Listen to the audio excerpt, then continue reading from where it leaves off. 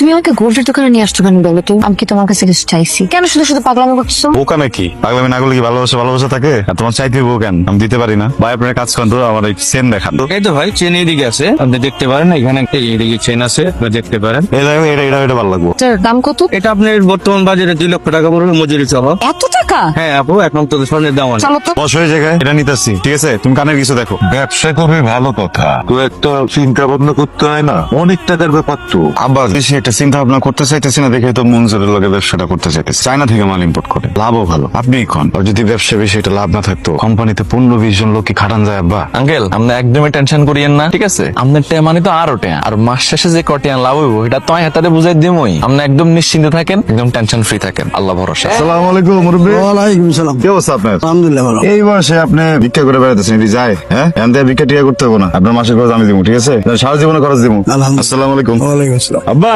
আব্বা, এই যে 50,000 টাকা মঞ্জুরে পাঠাইছি। আর লাভের টাকা দেখছেন, কইছিলাম না আপনারা। আসসালামু আলাইকুম আন্টি। ওয়ালাইকুম আসসালাম। কেমন আছো মা? ভালো, আপনি কেমন আছেন? আমিও ভালো আছি। আন্টি দীপু কই? দীপু তো সকালবেলা উঠে বাইরে চলে গেছে। কই গেছে বইলা যায় নাই কেন? না, 2 দিন থেকে ফোনে পাচ্ছিলাম না তো সেজন্য। ও আচ্ছা আন্টি আপনি কাজ করেন, আমি আসি। ঠিক আছে মা।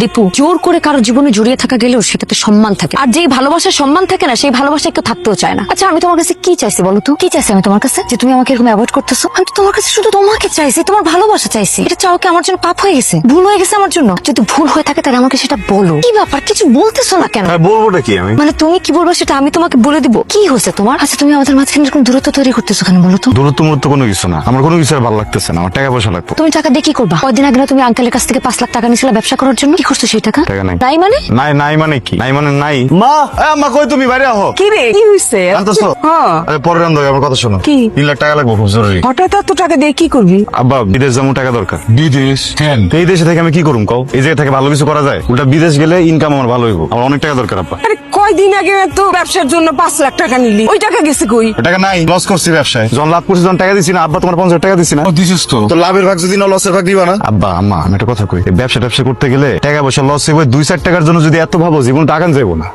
কার সাথে কথা কইতেছিলি? না মানে তোর আব্বাই জানতে চাইতেছিল তোর ভিসার কত দূর কি হয়েছে। ওই জায়গায় তো কথা কইতেছিলাম, এজেন্সির লগে কথা কইতেছিলাম আমি। এত রাইতে অফিস খোলা থাকে? আম্মা ওটা কি গ্রামের অফিস পাইছো নাকি তুমি? শহরের অফিস 24 ঘন্টা খোলা থাকে। ও তুই যে কি কইস না কইস আমি কিছু বুঝতে পারি না। আচ্ছা ভিসা কইতে কতদিন লাগবো, মানে কি অবস্থা এখন? মাসখানেক লাগবে।